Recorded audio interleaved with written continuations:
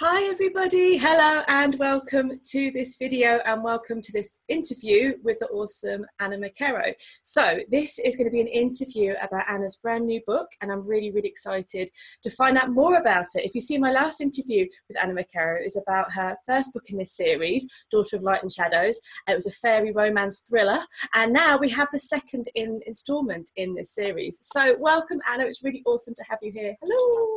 Hello! Hello. Thank you for having me as ever, Laura. Oh, absolute pleasure. How are you doing? I'm good, thank you. Yeah, actually, that's a lie. I've got a cold, but apart from that, I'm good. Showbiz, darling. Showbiz, I'm fine. I'm British, it's fine. Yes, I'm good. So very excited to talk to you about Queen of Sea and Stars. Oh, how beautiful does it look as well? I know. Oh, this is a really lovely purple. I love it. She looks like the Red Queen from Game of Thrones, that lady, doesn't she? Yeah, beautiful. She does. Beautiful lady on the front. And everything's looking gorgeous. The backdrop and the book is looking all gorgeous. So this is just being launched. So this is for the launch party, for the excitement it's being launched. So this is a beautiful looking book, Queen of Sea and Stars. Tell me, in a nutshell, what is it about? In a nutshell. So a big nutshell. That's fine. Yeah. I'm in the shell. So this is the sequel to Daughter of Light and Shadows, which was book one. You could read this one on its own. I think it's best to have read the first one. And so we follow our heroine, Fae Morgan, who is a hereditary witch, but she's also half fairy, half human. Yay. And she lives in a little Scottish village, but in this book she has gone to stay in London for a bit, so we changed locations, and she's gone to live with her boyfriend, who she met in Abercoln in Scotland, but he is from London, so they've gone back down there together to try and sort of start a different life together, really. However, Faye finds out that trying to live a normal life for her is kind of difficult because she's not your average girl next door. So her involvement with the fairy realm continues and kind of deepens, and she also, what else happens? So she kind of finds herself going back into fairy, but in a slightly different way, continuing the kind of her deepening her relationship with it and her fairy identity, but also connecting more with her fairy father and learning more about a fairy war that's kind of brewing in the background between all the different elemental kingdoms. And also, because it's in London, we get to see a lot of kind of different bits of London that I consider kind of magical London. So she starts off thinking, oh, this isn't for me. Yeah. I'm just, she's really used to living in a very near the beach and living with nature and things like that. She doesn't like the city, but then over time she comes to realise actually it's quite a magical place in its own right. Yes. Well, I mean, side note, but not really. Me and you met in the magical scene of London, didn't we, really? That's how we met. So it's obviously, neither of us live in London anymore, but there is such a rich magical culture in London, isn't there? I think as in the book, maybe when Faye first gets there, you just kind of sees loads of people, big shops, and overwhelming. But when you dig a bit deeper, there's like a rich current of magic and magical shops and amazing places there, isn't it? And I know, can you go through some of the places that you've talked about in this book, or some of the places that you've brought up in this book? Yes, definitely. So I think when I'm writing, I always end up writing about place as a really significant part of the book. So in the past, that's been Glastonbury and Cornwall and Scotland and now London, and they're all places I've got a lot of connection to. But yeah, so in London, I kind of wanted Faye to meet up with some London witchy friends. So I created one guy who runs an occult bookshop in the Bloomsbury area, which I base very much on Atlantis Bookshop, which is just opposite, well, not just really on the street next to the British Museum. Yes. Also, the British Museum is very briefly in it. Good. All the guest places. All the good places. So And the British Museum, I mean, you could spend hours just talking about that and its occult significance. It's so magical, yeah. Just from so many points of view, I think, partly from like that whole Bloomsbury area, just energetically really is very magical, very charged. And I guess we've got Freemasons down there. Yeah. We've got a lot of history of occult bookshops and practitioners. We've got the museum with all the cultural artifacts and the Egyptian gods and everything that are in there. I think it's been quite a natural magnet for a lot of occultists of the Victorian times and onwards to join in that area, hasn't it? It's been like a natural, everyone's just come to that area, from Crowley to, you know, so many different magicians. There's little stories in the pubs, generally pub stories. It's like drunken magicians having a fight about I'm more magic than you or whatever. But that area seems to have been naturally attracting people, is it, through ley lines and energetically. It's just, then you've got the British Museum and all that energy, all that spiritual energy. It's just wonderful, isn't it? Yeah, it's amazing. I love it there. Love Atlantis Bookshop particularly. Really love Geraldine and Barley, the mother and daughter team that run it. It's as you know, but people watching may not. It's been a family business for a long time, and I think Geraldine's grandpa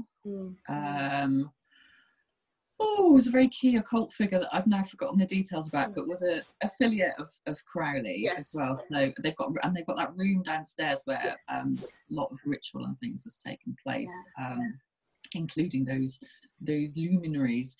And also, I mean, about the British Museum, there's a book I remember reading quite a long time ago, one of Dion Fortune's novels. I'm a big fan of. Oh yes, I love that one. Is The Winged Bull. Yeah. And it starts off with somebody walking around the outside of the British Museum in a real mist. In mist, yes. And having a kind of an encounter with a god at that point. And now I'm talking about winged bulls. I mean, it's not Mithras, right? Because it's not that. It's not a Mithras. It could be. Sorry, I've got that in my head. No, but it could be a linking somewhere along the line, couldn't it? They could have taken it, and maybe a whole Age of Taurus thing. But I love that book. I remember I was reading that while living in London. Is it called? Is Moon Magic the Sea one? There's two, isn't there? What's called something magic? I can't remember. The Sea Priestess and Moon Magic. So it's Moon Magic. It was Moon Magic then, wasn't it? Yeah, I love that one. But so Moon Magic is set in London. The Winged Bull, which is the one I'm thinking of, is also set in London. Yeah, because I had mist in the British Museum in it as well. She must have just gone on a bit of a mist. She loves the mist in the British Museum. She's writing away thinking, what have I not put in this? Mist, British Museum. Basically, I guess it would have been, I mean, right now it's like Mist, Glastonbury. Yeah, you know, that's the same, isn't it? But okay, that's a different one. Okay, cool. Yes. Anyway, so I could always have that in my mind. So, so I created Gabriel Black, and he's the owner of a book called Fortunes. So with a little nod to Dion Fortune. So he's an occult bookstore owner. I also kind of visually based him on Lucifer. You know, Tom Ellis. Yes. Oh yes. Well, that's a nice visual to have. Yeah, I know. I didn't make him a sexy, so he's a definite friend and not not too much in my mind. That's what he looks like, and he is kind of a little bit in the same has a similar manner. So created another shop called Star Herbs, which I based very strongly on Star Child in Glastonbury, which is an apothecary style herbalist. And with all the wonderful handmade candles and beautiful bits and bobs that we all love. Mostly put that in, mostly because my editor said, people love reading about witchy shops. Yes. So put another one in. What's not to love? I know, exactly. So I did that. But also, I put a scene in Regent's Park, which I've always really, really liked. And there's a rose garden, a big circular rose garden in Regent's Park. So I use that for a scene where Fae's kind of connecting to Faery in a more sort of natural environment in a way. Because London is one of those amazing cities where you have these huge parks in amidst bustling shopping areas and, working areas and things like that. And Hampstead Heath is the other one, which has a very sort of strong witchy lineage as well. Yes. So did Hampstead Heath get in it as well? Yeah, Hampstead Heath's in it. my old home. No, actually, I didn't live on the heath, obviously. But Yeah. Almost did. Yeah. Yeah. And the heath is a really magical place as well, isn't it? Very much. So, and I know that there is, again, a lot of history and current sort of, sorry, I can't talk today, it's this cold. Bless you. It's fine. Yeah, but lots of groups currently meet up there and have been meeting there for a long time. So that seemed like a really obvious location to use. So for Faye to meet up with a London coven and see how they do things, and so, which is a bit different from her life up in Scotland. So that, also the Thames itself, very magical. Very much so, isn't it? Yeah. Was it called the Isis before, wasn't it? Before it was called. Yes. Yeah, and there was a lot of London itself is so magical, and the Thames, and Lou, and there's lots of mythology about Lou and Ludgate and that whole, and the Thames I think is also linked to Lou. I don't know, there's just so many myths, and St Paul's used to be a temple to Diana, didn't it, as well? So many things about London. I could happily spend a lot of time wandering around by the Thames and just digging into magical places. Yeah, about London, it's like layers and layers on top of each other, isn't it? There's obviously all the new stuff, the Pretz and the Starbucks, which is fabulous. And then you've got different layers of, and like, is that, I think it's in St Bride's Church where you can see the layer of earth where Boudicca's rebellion, and it's like a layer of blood in the ground. So it's almost literally the layers of history. Really? Yeah, and I went down there, he's like, because they got a guided tour, and the guy was like, so this layer here, you're underground, you're in the crypt of the, and you can see how different layers of London have been. And then down there, there's just one layer of thick, dark, browny red. And so that's literally, she left a layer of blood in the earth. I was like, wow. That's impressive. That's amazing. I did not know that. Yeah, it's St Bride's Church. Yeah. Yeah. Oh, that sounds amazing. Actually, and that reminds me of this week on Monday, I actually went to a book launch at the Mithraeum. Right. Where's that?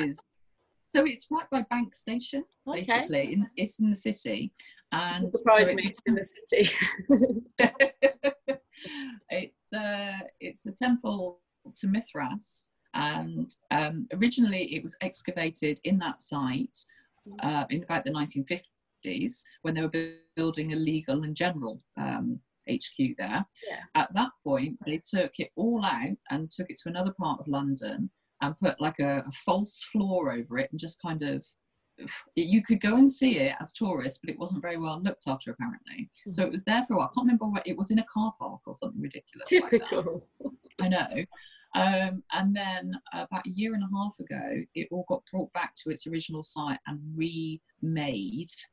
So it's reconstructed in the foundations of this building that now belongs to Bloomberg. Okay. But they've made the entire building into this place with the Mithraeum. So you kind of go in on a ground level, and it's got a kind of a visitor experience type entrance. Yeah.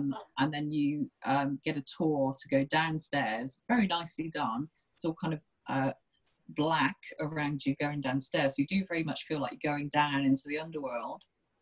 And then you come into the temple, which is been reconstructed to the point where it was found in the 1950s. So it hasn't been reconstructed into like having total pillars, but what they've done is created a kind of experience. So they've done a lot with lighting and sound, and it's not smoke, but it's like vapor in the air, which gives it a smoky atmosphere. Wow. And so that with light and shadow, the pillars down the side are suggested, but not actually there, if you see what I mean. Yeah. And they have a kind of a dramatic sound installation there. So you've got people's voices laughing, chanting, talking, things like that. So it's really effective and interesting, actually. I'd never heard of that. So can anyone go in, or is it just have to make an appointment or something? Or? Yeah, you have to book to go, but it's free. Yeah, okay. So I think you can probably just go on their website, I presume, and pop along. It's so easy because it's literally go on the tube to Bank, come out. You come out the right entrance, it's got 8 exits or something, and you are literally right on top of it. And that as a kind of a magical interest sort of place, I really highly recommend. Even if you're like, we were saying not really into kind of Roman mythology particularly, quite an interesting place to go to, though. Yeah, I was saying I'd have to be more warned next time that I might lose it if I go down there. No, so I went to Hadrian's Wall, and I didn't realise. I think you said Hadrian's Wall, Hadrian's Wall. Going this little bit, and it was an old temple for Mithras. But I didn't think I realised that. I just went in, and I just the anger, that the literal red mist and anger about absolutely nothing in particular. I think my mum said something to me that was just like a comment, and I went, no! I tend to be Incredible Hulk, but a red version.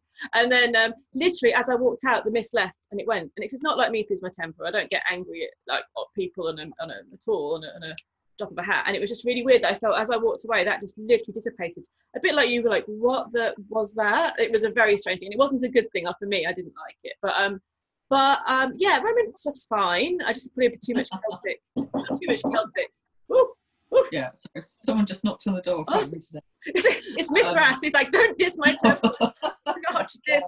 Do not diss. I like it really. Exactly. I like it really. I'm just like, leave our druids alone. Leave Oh. Anyway. Yeah. Anyway, but that was really interesting. Yes. And I'd recommend it for a visit. Yes. Because it actually, sort of like Mithras and Roman mythology aside, they're not going away. They're not going away, are they? Do you want me to pause? Do you want me to pause and then you can go and answer it? Can you do that? Thank you. Okay, great. So, is Mithras actually in the book, or is that just a sort of a different magical point of London? Yeah, no, it's not. I didn't put anything about Mithras in the book, but it was just something that, as a kind of a part of magical London, I thought was quite interesting recently. Yeah. I also thought it's kind of interesting that it's apparently, I'm not a big, not any expert on Mithras as a god. I know that it was the soldier's god, and it was apparently an all-male cult, and also the bull kind of as a kind of symbol of life, fertility, agriculture, you know, those things. I find it quite interesting that a bull god is now underneath the foundations of the city, which is hilarious. Surprise me. It was literally like, I am going down. Here are the gods of money above ground. Yeah, exactly. See a god of money below ground. He's still in control. This is like a scene out of American Gods, isn't it? This is the one they forgot to put in. Yes. It was almost literally like that, without any actual cool living god being there. Without Lovejoy being there. Yeah. Oh. I love it. I love it. I'm excited every day it comes out. I'm like, oh, it's American Gods Day. Yes. It's so different from the book, isn't it? Like, they've changed so much from the book. So even as someone that loves the book, I don't know what's going to happen next because they've changed quite a lot of it. Yeah, I think at this point, series 2, they seem to be going sort of beyond the bounds of the novel more, because basically, if I'm remembering right, you kind of get to the whatever it's called, the place by the side of the road with the Calliope and everything, and that's sort of the point where the big drama happens at the end, isn't it? Well, it's not. Yeah, there's definitely added a lot. They've added a lot, and Laura shouldn't really be hanging around anymore. You know, I know Laura's a great character because she's called Laura, but you know, she's in the book. She kind of does a little bit, kicks some ass, then goes. And, you know, but now she's going to. But I love it. I love it because there's some. And I love the leprechaun. I love the leprechaun. I think he's great. Yeah, he's brilliant.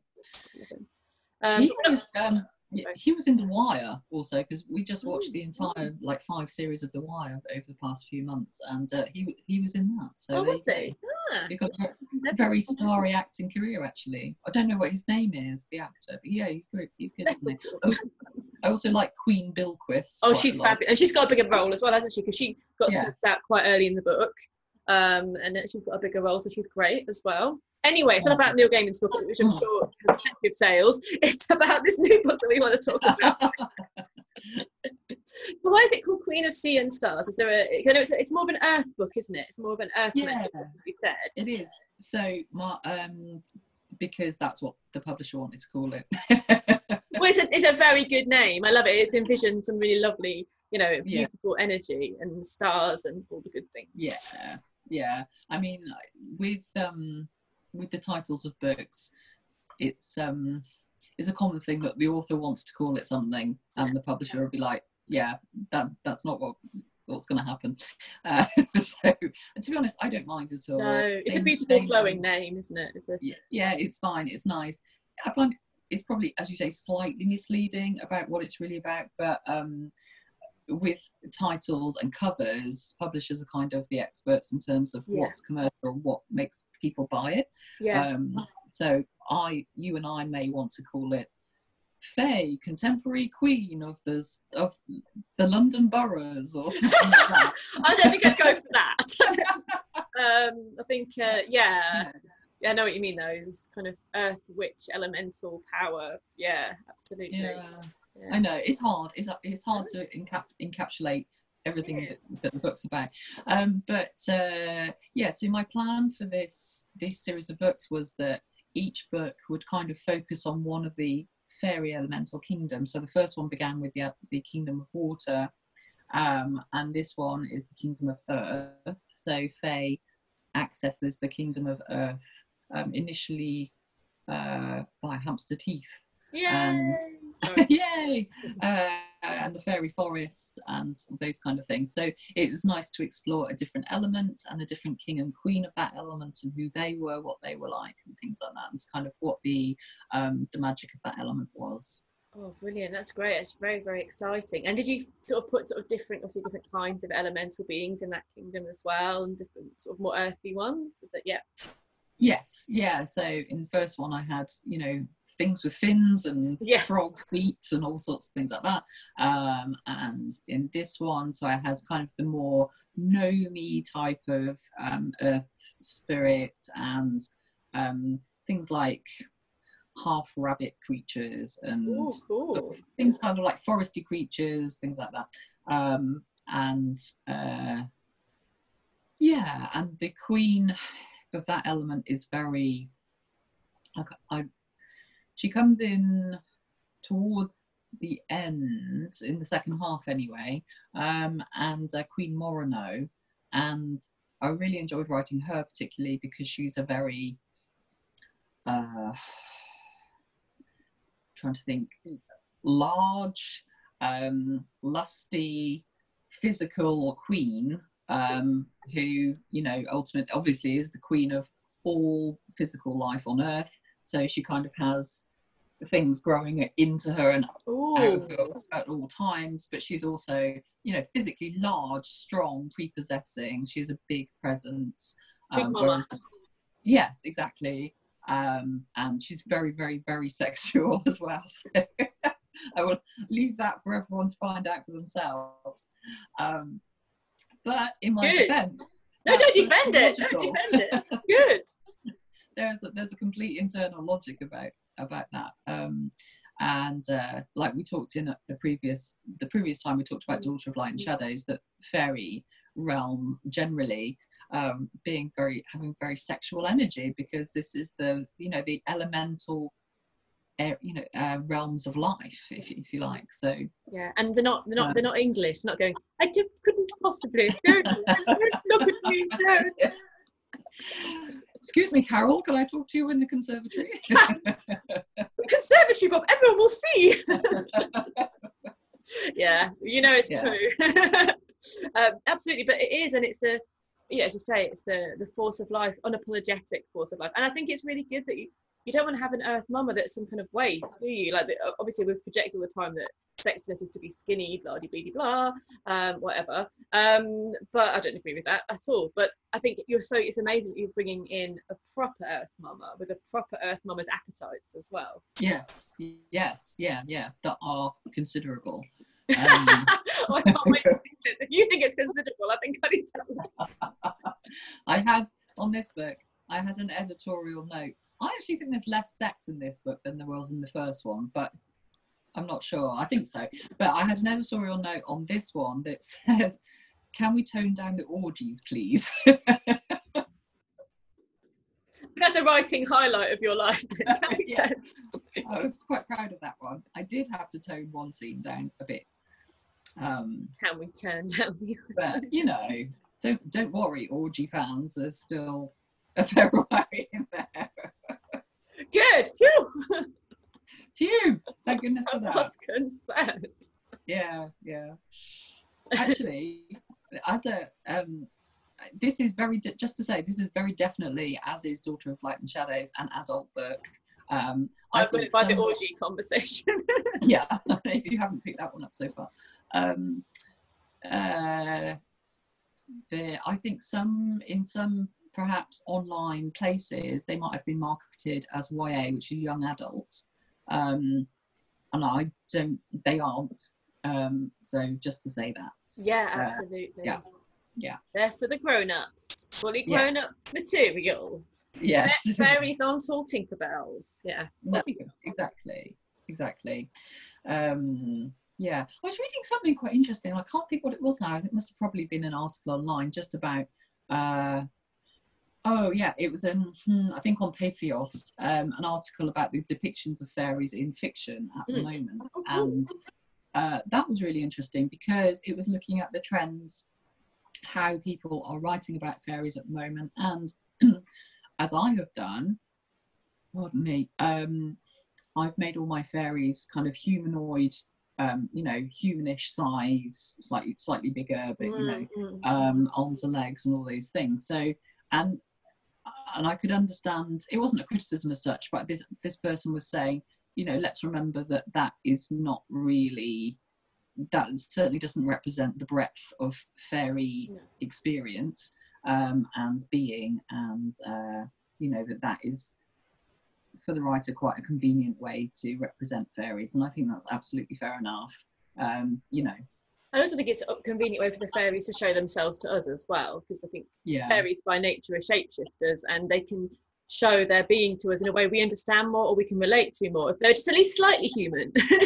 And also not always fully human. I think there's always that in between, isn't there? Like there's something human of them and something other, which shows us that it is a fairy connection we're having. And absolutely, I think you're right. It's not the whole breadth. But I think the thing is, fairy is such a huge umbrella term, isn't it? It's such a big word that conveys so many different types of beings, that we kind of use that one word, but it would be like someone coming to Earth and seeing an elephant and calling all life on Earth elephant, that kind of thing. But it is. There's so many. I mean, I've been watching Troll Hunter. Have you seen that? It's the Troll. I love Troll. I love it. I've been trying to practice my Norwegian, see if I can understand any of it. Not much. Yeah. But yeah, anyway. So practicing, watching it, and just looking at all the different folklores of the different beings, the different kinds of trolls and stuff, and that sort of. And then there's those kind of beings that are very not human. Then you have, again, in most folklores, you have fairies that are half human, half animal. It is a global kind of way of seeing fairy, isn't it, or seeing some aspects of fairy? Yeah, I think so. As you say, it's what's accessible to our consciousness and things, isn't it? Yeah, what we can actually cope with. But yes, so, and from the point of view of creating a story, it's just, especially when it's got an element of romance about it, or attraction, or sex, not or whatever. Troll love, is it? It's not troll.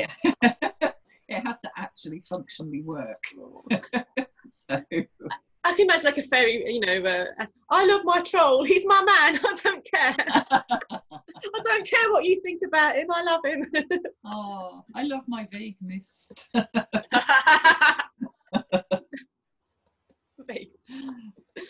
I'll say nothing. Yeah, no, exactly. But you say, I think for fairies to talk to us, to connect with us, and for us to accept it, it often has to be a little bit slightly recognisable, doesn't it? Mm-hmm. Yeah. And I mean, also just going back to when I did your plug for your online course here, but when I did your Fairy Awakening course, what a wonderful course. I've heard tell, this is marvellous. It is marvellous. I recommend it to everybody watching. And aren't you doing Dragons Awakening? Yes, Dragons at the moment, absolutely. Yeah.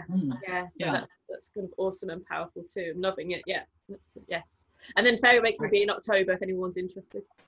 Yes. No, good to mention that. I would highly recommend it. I found that really useful in terms of connecting to fairy energies, and a lot of journeying, a lot of visualizing, and making those connections to how one might image fairies in various different ways, and the Yeah. fairy kings and the fairy queens in particular. Oh, that's cool. Yay! This might be not a question you can answer, actually, because I probably wouldn't be able to either. Has it, through your journeying and meditating and connecting with fairy, has there been anything that you've been like, what on earth is that? Like, you've not been able to kind of work out, like, it's been so strange to you? Has there been any, like, really strange experience where you've not been able to work out quite what was going on when you've had fairy experiences? Yeah, definitely. I think some things in journeying kind of slightly defy description. I found particularly names. Sometimes I would get a really odd name, or what I assume is a name, sort of coming through, and just thought, what was that? That's not actual words in any way. A bit like more of a sound like shmur. I'm not sure. something like that. Random. I don't know. I know what you mean, though. Yeah. Yes, I've had the same. Yeah. Not shmur. So, yeah. No, not. He's mine. It's mine.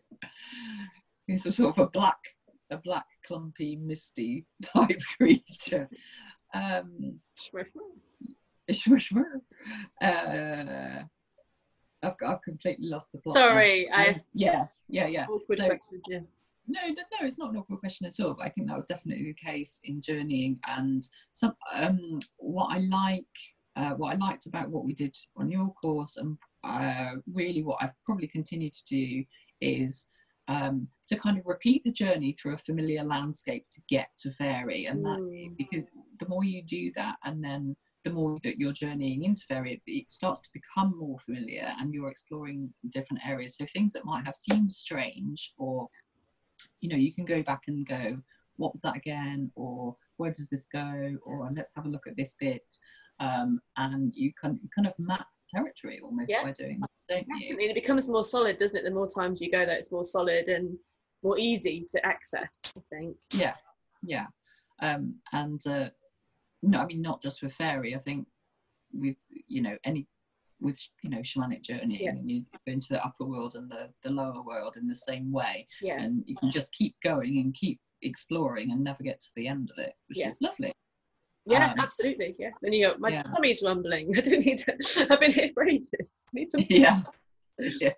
It's cool. I was actually thinking about the book title for you, and actually we have got, is it Venus is going to Pisces now? So it's kind of apt that's a Queen of Sea and Stars, isn't it? Venus, Queen of the Sea. That just feels like a nice energetic time for that to be out. Yes, that's very true. Actually, Stella Maris. Yes. Yes. Yeah. So that's all good. I'm happy with that. I'm happy that it's coming out after the end of Mercury retrograde as well. Thank God. Just like finishing up about now, isn't it? And then we've got a few more days while it sorts itself out. Yeah, it's a little bit brutal. Yeah. Oh God. Yes, it has been brutal. So by the time that's all over, then we'll be back in normal reality. Which is Aries reality. Yay! We can make decisions and do stuff. And exactly. Yes. Yeah, absolutely. So no, it's fabulous, and it's going to be possibly more of them as well. Is this open to continue this story with Earth Fae? Yeah, we'll see how it goes. With this publisher, I'm working on a different project for them at the moment, which is a what's called cozy mystery with a witchy theme. So it's like different to this. It's about it's a contemporary present day thing, but it's like a whodunit murder mystery, but with witchy themes, because they wanted to give that a go. So we will see. I'd like to do more in this series, but we will see. I don't know at this stage. Yeah. Has there been is there a sort of a favourite new character that you have in this? Is your favourite one that's in this new book? Or old character? Could be an old character too. Well, nice thing about doing more than one book is you can obviously expand your characters and get to know them a bit better. Faye has a best friend called Annie, who I really like as a character. So she's quite a funny, very protective best friend in that you know, strong tradition of best friends in books, which is nice to have, so you can give your main character good support and somebody to go to talk about their problems. And I really liked creating the Gabriel Black, aka Lucifer. Oh yes. He was really fun to do. So I think probably those two really. Oh, and Morano, Queen of Earth as well. As I said before, more so I like the queens more than the kings, but I think that's probably, you know, understandable. So it's been a nice project to work on. I hope I get to do some more, but we will see. Well, I want to see the Fiery Magic Kingdom one, so I feel there should be definitely to be a fire one. Yeah, that would be fun. I've kind of got them planned out in my mind in terms of what happens, and in the third book we would have to definitely see more of the fairy war of the elements that's going on, which is very much being spearheaded by the Queen of Fire, I might say, obviously. You get a bad rep, I tell you, get a bad rep.